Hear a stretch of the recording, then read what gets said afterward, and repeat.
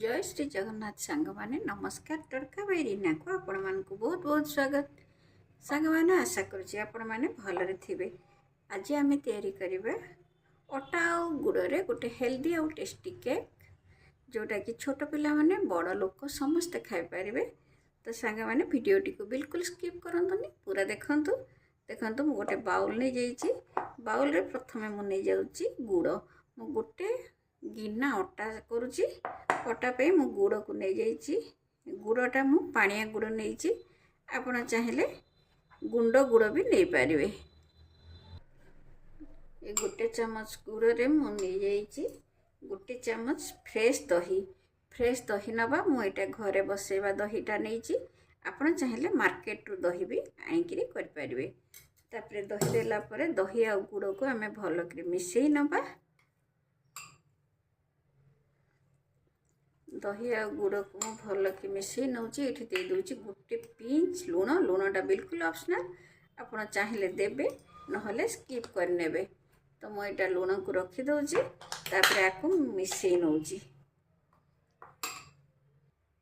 एबे एथरे मु दे दउची 2 चम्मच तेल। तेल आपण दे पारिबे नहले घी भी दे पारिबे। जदि तेल दबा हमें सनफ्लावर तेल दे पारिबा, सोरिष तेल तो दे पारिबानी। तेल देला परे आको आउ टिके मिसई दउची। तापरे एथरे मु दे दउची वैनिला एसेंस। आपण चाहिए इलायची पाउडर भी दे पारिबे। मु दउची एथरे वैनिला एसेंस।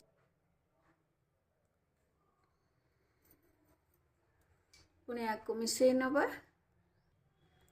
एबे एथरे आमे भलो कर मिसई नैचे। देखंतु ये पूरा मिसई जाईची।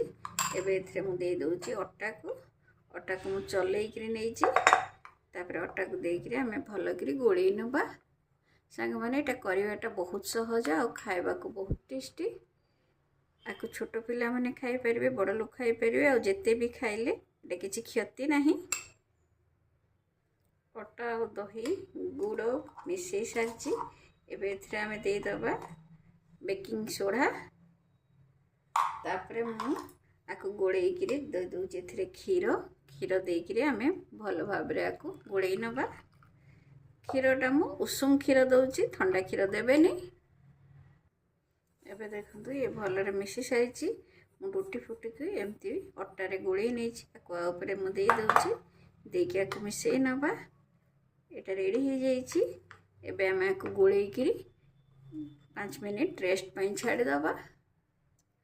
सेपटे आमे रेस्ट दबा भितरे एपटे मोटे करेई को गरम करने को छाड़ देछि। करेई रे आमे केक को बेक करवा।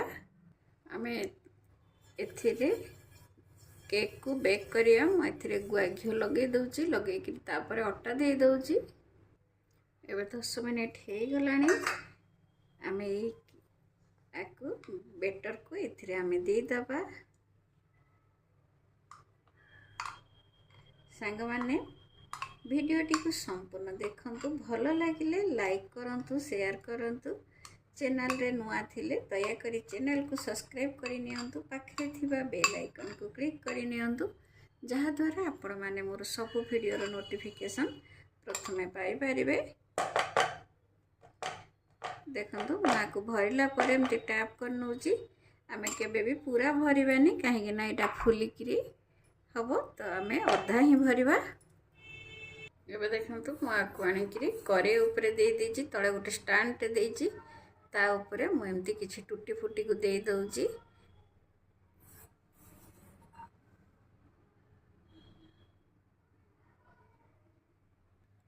एबे एथिरे आमे भलो कवर हैला भलिया गोटे ढांकुणी को घोड़े दबा। आ 10 मिनिट पई छाडी दबा। देखंतु मु आको घोड़े की 10 मिनिट पई छाडी दउछि। एबे देखंतु मु एटा को बाहर करि नउछि। आमे एबे चेक करि नबा गोटे छुरी सहाय्य रे। देखंतु छुरी पूरा क्लीन अछि। तो एटा हमर हेई गलानी। मु एबे गैस को बंद करके आको तळ को बाहर कर नउछि। एबे हमें आको टिके ठंडा करिया को छाड़ीबा। ठंडा हैला परे आको बाहर करिबा। सांगा माने एटा आपण खाली दिन रे खाई परिबे। छोट छुआंकर बर्थडे अच्छी तो केक हिसाब रे आको आपण बर्थडे केक रे भी आको नहीं पारिबे आपण। तो सांग माने एमतिया केक टे बहुत हेल्दी जेहेतु आम अटा और गुड़ तैयारी करें एमती केक निश्चय थे ट्राए करूँ। आपको आम ठंडा करने छाड़ीद ठंडा है आम आपको बाहर करवा। ये देखूँ यहाँ टी ठंडा हो गला आम गोटे प्लेट को ऊपर रखीदबा रखिक एमती उल्टे नवा तापर आपको टी टाप कर नवा तापर देखूँ ये बाहर पड़ी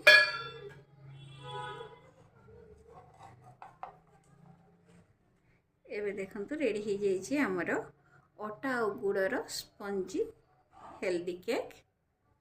देखो ये मुझे काटी नहीं काटिक आपण को पाखे देखा केते स्पंजी होती पाखे आपड़ देखिक जापे सांग मैंने एमती यार अटा गुड़ केक बनातु खातु खुआतु एंजॉय करंतु।